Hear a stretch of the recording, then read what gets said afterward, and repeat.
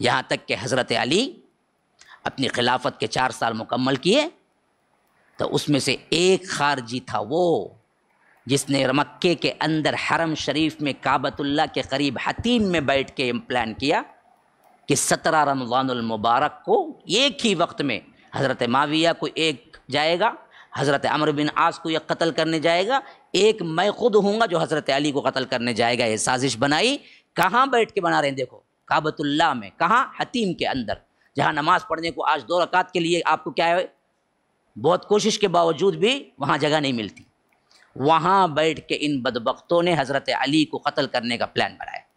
یہ کون تھے؟ وہی 10 خارجیوں میں سے ایک تھا، عبد الرحمن ابن ملجم، ایک روایت میں عبد الرحمن ابن ملجم، باپ کا نام ابن ملجم تھا، نام اس کا کیا تھا بدبخت کا؟ عبد الرحمن تھا۔ عبد الرحمن نمازیں روزے اس کے ایسے تھے، جب یہ کوفہ میں آیا تو لوگوں میں مشہور ہو گیا کہ کوئی بہت بڑا اللہ والا آیا ہے۔ نیت کیا تھی؟ حضرت علی کو قتل کرنا۔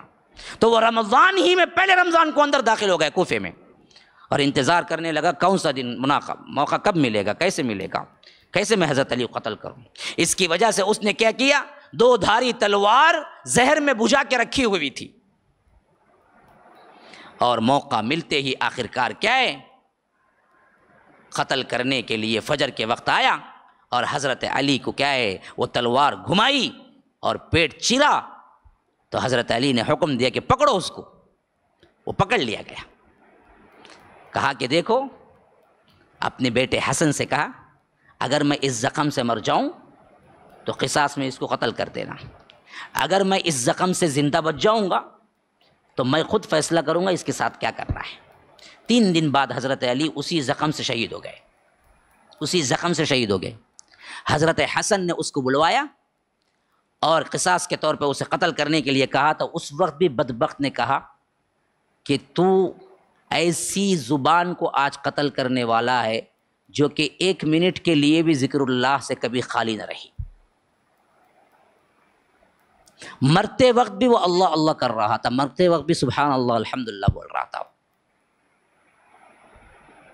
تہجد گزار تھا، روزے دار تھا، عبادت ایسی تھی کہ کہا کہ جب تو اسے قتل کرے گا تبھی یہ زبان بند ہوگی اللہ کے ذکر سے، تب تک یہ زبان چلتی رہی ہے۔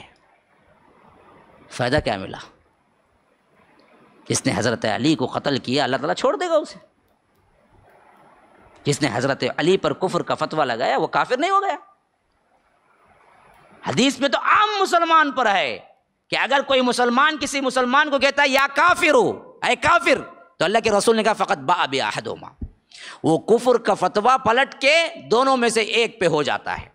جسے اس نے پکارا وہ حقیقتاً کافر ہے تو وہ کافر ہے، اگر جس کو وہ مسلمان تھا اس کو کہہ کے اس نے پکارا یا کافر، تو ایک مسلمان کو کافر کہنے کے پاداش میں وہ کافر بن جاتا ہے جس نے کافر پکارا۔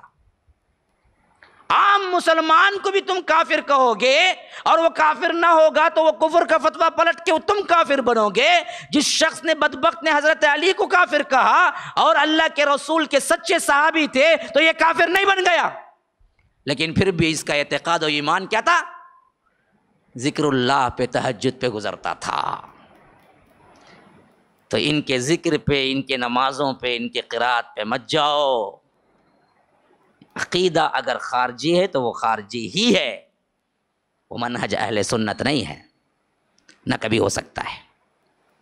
تو یاد رکھو مسلمانوں، جیسے شیعہ سے بچنا ضروری ہے ویسے ہی خارجیین کے فتنے سے بچنا ضروری ہے۔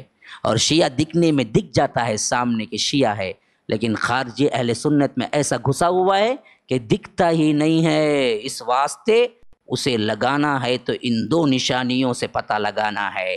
اگر وہ عرب حکمرانوں کو، مسلم حکمرانوں کو گالیاں دیتا ہوا دکھ جائے تو یہ خارجیوں کی سب سے بڑی صفت ہے، اور مسلمانوں پہ تلوار اٹھانے کی یا کسی جمعیت بنانے کی یا جہاد کے پکار کی نام کیا ہے بنانے والا ہے تو یاد رکھو وہ خارجی ہے۔ اور نمبر 2 سب سے بڑی پہچان، معمولی گناہوں پہ کافر کا فتویٰ کوئی دے تو سمجھ لو وہ خارجی ہے۔ السلام علیکم ورحمۃ اللہ وبرکاتہ۔